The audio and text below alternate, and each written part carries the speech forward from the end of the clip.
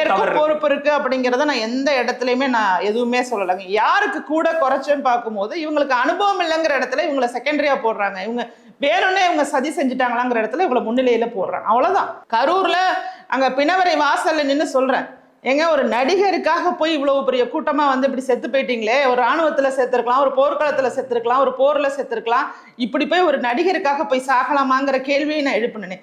அந்த மனவேதனையோட அந்த இடத்துக்கே முதல் ஆளாக நானும் போயிட்டேன். காலையில 8 மணிக்கெல்லாம் நான் கரூர்ல இருந்தேன். அப்ப நைட்டு 12 மணிக்கு இங்க சென்னையில இருந்து கிளம்புறோம். அப்ப வந்து என்னுடைய நோக்கம் முழுவதுமாக மக்களுக்கானது தானே தவிர ஒரு நபரை தாக்கிக்கிட்டே இருக்கணுங்கிறதோ, ஒரு நபரை வந்து அட்டாக் பண்ணிட்டு, இது என்னோட நோக்கமே கிடையாது.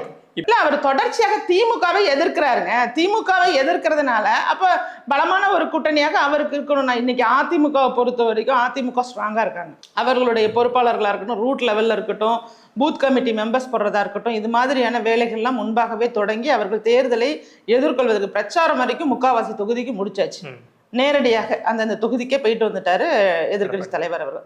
அப்படி இருக்கும்போது அவர்களுக்கு வந்து தாவேக்கா வர்றதுனால பெனிஃபிட்டா அல்லது பெனிஃபிட் வந்து தாவேக்காவுக்கு அதிமுகவோட வருது பெனிஃபிட்டா, நீ ரெண்டையும் பார்த்தீங்கன்னா அதிமுகவுக்கு இவர்களால பெனிஃபிட் அப்படிங்கிறத விட தாவேக்காவுக்கு தான் பெனிஃபிட் கூட.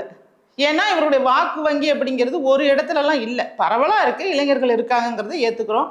அது பர்சன்டேஜ் டிஃபர் ஆகும். ஒரு இடத்துல 8, ஒரு இடத்துல 10, ஒரு இடத்துல 11, ஏதோ 5, 10 இப்படி பிரிஞ்சு கூட இருக்கலாம்னு வச்சுங்களேன். பட் வாக்குகள் இருக்குங்கிறது மாற்றுக்கிறது கிடையாது. அப்ப அவங்க வந்து இப்ப எலெக்ஷன்ல தனியா நின்று கண்டெஸ்ட் பண்ணா எதற்குமே உபயோகம் இல்லாதவர்களாக யாருடைய வெற்றிக்கோ இவர்கள் காரணமாக அமைவாங்க.